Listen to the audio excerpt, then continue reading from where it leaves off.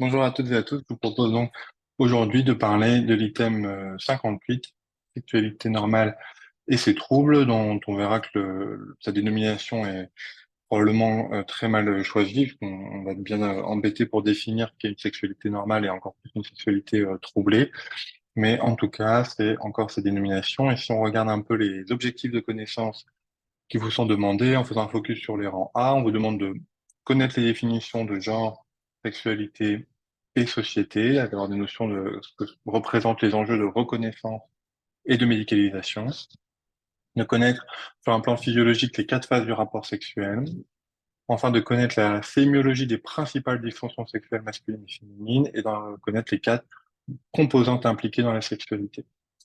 On peut demander également de connaître les causes organiques de ces dysfonctions sexuelles masculines et féminines, et enfin d'orienter un peu la prise en charge. Donc c'est un item qui traite de l'ensemble des dysfonctions sexuelles féminines et masculines, donc c'est difficile de ne pas le traiter sans faire un peu un catalogue sémiologique, mais je vais essayer de vous rendre ça le plus didactif possible.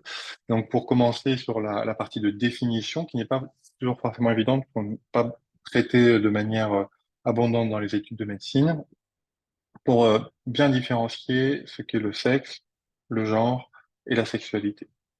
Alors, quand on parle de sexe, en fait, on peut parler d'énormément de choses différentes, puisque c'est un terme qui va désigner plusieurs concepts et dont les définitions vont varier selon les contextes. On va pouvoir parler d'un sexe légal, qui est au final l'état civil et qui se traduit par un enregistrement sur votre carte vitale d'un numéro 0 ou 1. On peut avoir un sexe psychique qui va être l'identité sexuelle.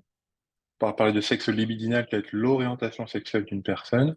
Et enfin, de sexe biologique. Et encore une fois, ce sexe biologique n'est pas une entité unique, elle est elle-même composée de différentes composantes. On va parler de sexe chromosomique porté par les chromosomes XY, de sexe gonadique qui est le type de gonade, et on peut même avoir le type de gamètes produites, le sexe périnéal qui est en fait l'apparence de vos organes génitaux externes, le sexe hormonal qui va être la balance entre testostérone et oestrogène, ou enfin le sexe somatique. Et ainsi, le sexe biologique n'est pas une entité clairement définie, mais résulte de différentes composantes qui peuvent être plus ou moins alignées vers une présentation sexuelle parfois binarisée très claire, mais c'est pas toujours aussi évident. Donc voilà pour le sexe. Enfin, le genre, ça va désigner la représentation sociale du sexe biologique. C'est-à-dire que la socialisation, l'éducation des individus va associer un rôle, un comportement, une expression, des attributs au sexe biologique. Donc, bon, déjà, on a vu que le sexe biologique recoupait différentes composantes, mais là, on parle bien vraiment d'une construction sociale, et donc il va varier selon la manière dont les sociétés, les époques construisent et pensent le sexe. Et enfin, la sexualité, ça va désigner communément le fait d'avoir ou de faire du sexe.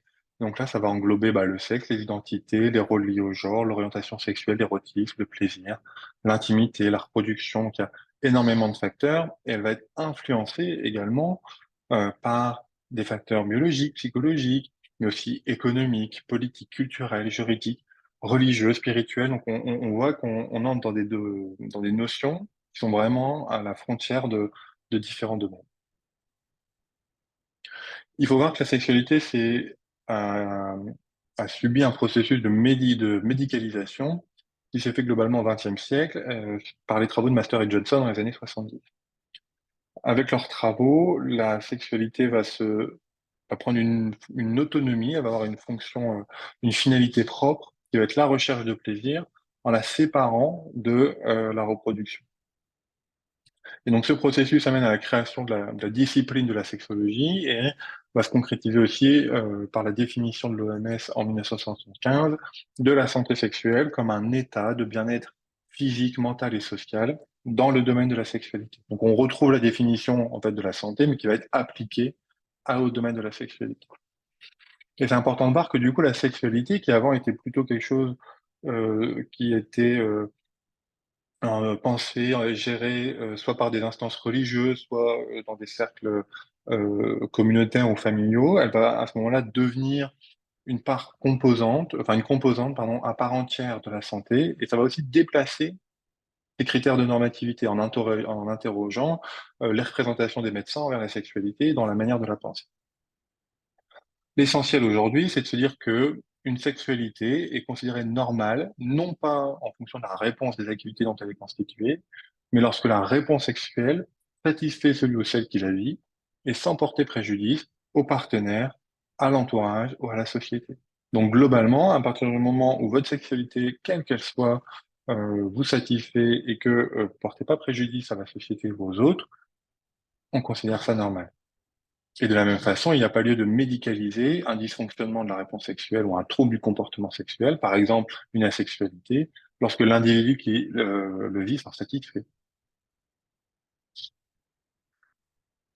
Donc voilà un peu pour la physiologie des notions de définition, enfin pour l'histoire, quelques définitions. On va voir maintenant donc la physiologie de la réponse sexuelle. Et ce qu'on vous demande de connaître, ce sont les quatre phases du modèle linéaire de Master et Johnson, qui sont excitation, plateau, orgasme, résolution. Donc en détail, l'excitation, c'est un mécanisme vasculaire qui va résulter en une augmentation de la fréquence cardiaque, de la tension artérielle, de la fréquence respiratoire. Ça va s'associer à une tumescence des organes génitaux externes, donc érection chez l'homme, tuméfaction, gonflement de la vulve chez la femme, enfin tuméfaction du clitoris et gonflement de la vulve chez la femme, et aussi une lubrification. À la suite, vous avez une phase de plateau, qui est une phase d'excitation, qui va précéder l'orgasme, où on a, sur un plan biologique, un maintien et un renforcement des mécanismes de l'excitation. S'ensuit l'orgasme, qui est une sensation de plaisir intense, survenant à la fin de la phase de plateau. Et enfin, la résolution, qui va consister en un relâchement musculaire, baisse de la tension artérielle, détumescence des organes génitaux externes. Et ça sera suivi d'une période réfractaire, plus ou moins longue, et qui va varier selon les personnes et l'âge. On vous demande de connaître ce modèle, mais il faut savoir que c'est pas le seul modèle qui a théorisé la physiologie de la réponse sexuelle. Vous avez de manière plus récente Basson qui a proposé un modèle circulaire de la réponse sexuelle féminine, en tout cas qui explique probablement mieux les dysfonctions sexuelles féminines que le modèle linéaire de Master et Johnson, qui n'est pas à savoir, mais simplement connaître que les limites de ce modèle. Concernant la recherche d'une dysfonction sexuelle à l'interrogatoire, il va falloir interroger les quatre grandes composantes de la sexualité, où on vous demande d'avoir une notion de ces quatre grandes composantes, que sont les relations sexuelles et le couple, l'intégrité physiologique, l'intégrité psychologique et l'environnement. Donc on va détailler un petit peu tout ça, notamment dans les différents types d'étiologie, mais c'est vraiment ces quatre grandes composantes qu'il faut bien balayer lorsque vous voulez rechercher et prendre en charge une dysfonction sexuelle. Donc si on regarde les causes organiques de dysfonction sexuelle, donc là c'est un peu le catalogue de toutes les causes organiques possibles, mais on va citer les principales. Sur un plan neurologique, vous allez avoir toutes les causes centrales que peut être la sclérose en plaques, et aussi des lésions neurologiques périphériques, toutes les lésions médulaires, le diabète. Les causes hormonales, on peut retrouver l'hypogonadisme, les dysthyrothyroïdies, andropause, ménopause, qui font l'objet d'items traités séparément. Donc, bien évidemment, tous ces déséquilibres hormonaux peuvent amener des conséquences sur la sexualité. Vous avez les causes cardiovasculaires, hein, qui sont notamment le syndrome métabolique, grand pourvoyeur de troubles de l'érection chez l'homme. On citera également les causes fonctionnelles, avec les troubles vésico-sphinctériens et anorectaux, les maladies chroniques comme le cancer, les antécédents de chirurgie lourde, l'intoxication d'éthyliques ou de stupéfiants. Un point très important à rechercher peut être la iatrogénie médicamenteuse, puisque vous avez une quantité de médicaments qui peuvent avoir des atteintes sur la sexualité qui est très importante. On citera notamment les psychotropes, le tramadol, les antihypertenseurs d'action centrale de type IFRS, les alpha-bloquants pour leur action bien connue sur l'éjaculation, également les hormonothérapies, que ce soit les anti-androgènes, les anti-aromatases. Donc, vous avez ainsi vraiment toute une gamme de médicaments qu'il faut aller rechercher rechercher une cause organique à la dysfonction sexuelle que vous évaluez. On s'intéressera également à la iatrogénie chirurgicale ou ionisante, hein, donc les suites d'intervention ou de radiothérapie. On citera notamment en neurologie la prostatectomie totale ou la radiothérapie pelvienne, mais également d'autres interventions rétropéritonéales ou des chirurgies du rectum qui peuvent être associées à des dysfonctions sexuelles post-opératoires. Si on regarde les causes non organiques, donc les autres étiologies de dysfonction, on va en fait, retrouver parmi les composants de la sexualité, l'environnement et le couple. Donc, on a ainsi des causes liées à soi, comme la dépression, le trouble de l'anxiété sociale, le stress, l'altération d'image de soi. On aura également des causes relationnelles, hein, des contextes relationnels défavorables, des difficultés de communication, des précarités affectives. Il faut vraiment bien évaluer le couple ou les autres modalités dans lesquelles se font les relations sexuelles pour rechercher des dysfonctions à cet endroit-là. Et on peut avoir également des faibles niveaux d'éducation sexuelle, des antécédents d'expériences sexuelles traumatisantes qui font à évaluer. Donc, on vous demande ensuite de connaître la sémiologie des principales dysfonctions sexuelles. Donc là, encore une fois, ça va être difficile de pas faire un grand catalogue, mais on va balayer un peu les principales dysfonctions sexuelles. La première dont on peut parler, c'est le trouble du désir, et qu'on va définir par la persistance ou la diminution ou l'absence de pensées sexuelles érotiques ou de fantasmes, et les motivations pour atteindre une excitation sexuelle sont rares ou absentes. Donc voilà, ça c'est le trouble du désir. Il faut savoir qu'il y a plusieurs limites à ce diagnostic, hein. Il y a des limites sociales, puisque est-ce qu'il faut vraiment pathologiser un faible désir sexuel ou une asexualité? Vous avez des limites scientifiques avec pas de définition précise de ces critères diagnostiques. Et enfin, le trouble du désir, il y a aussi une limite diagnostique relationnelle, puisque la baisse du désir, au final, c'est un diagnostic individuel d'un trouble relationnel, puisque le désir va toujours diminuer par rapport à celui ou celle les partenaires. Il faut pas confondre avec les troubles de l'excitation. Et donc, dans les troubles de l'excitation, on va séparer le trouble de l'excitation psychique ou le trouble subjectif de l'excitation, donc la persistance ou l'absence ou la diminution marquée du sentiment d'excitation sexuelle à la suite de tout type de stimulation sexuelle. Donc, on voit un peu la distinction avec le désir. Donc ça, c'est pour la partie subjective ou psychique, mais vous avez aussi un trouble génital de l'excitation ou un trouble de l'excitation physique qui se définit par la persistance, absence ou altération de l'excitation sexuelle et génitale. Donc chez l'homme, c'est l'insuffisance érectile qui est traitée dans l'item sur les troubles de l'érection. Et chez la femme, vous pouvez avoir une faible tumescence de la vulve, du clitoris, et un défaut de lubrification vaginale. Donc voilà pour les catégories sémiologiques du trouble de l'excitation. Pour le trouble de l'orgasme, on définira ça encore une fois, c'est la persistance ou l'absence ou la survenue retardée ou la diminution de l'orgasme. Donc en gros, toute altération de ces sensations orgasmiques, et ce, malgré une excitation sexuelle élevée et adaptée, et ce, quel que soit le type de stimulation. Donc c'est bien important de voir que le trouble de l'orgasme peut quand même se rechercher euh, en fonction d'une stimulation et d'une excitation sexuelle adaptée, puisque bien évidemment, si elles sont absentes, l'orgasme va être plus difficile à obtenir. On peut parler rapidement de la sémiologie du trouble de l'éjaculation, donc là qui recouvre un ensemble de troubles. On pourra parler d'éjaculation retardée, donc ça va être la diminution marquée de la fréquence de l'éjaculation éprouvée dans presque toutes les occasions d'activité sexuelle. L'éjaculation prématurée, qu'on définit par l'association d'une perte de contrôle du mécanisme de l'éjaculation en présence de stimuli érotiques appropriés et d'une détresse subjective et d'un temps de latence éjaculatoire court. Donc, c'est l'association de ces trois composantes qui permet de poser le diagnostic d'éjaculation prématurée.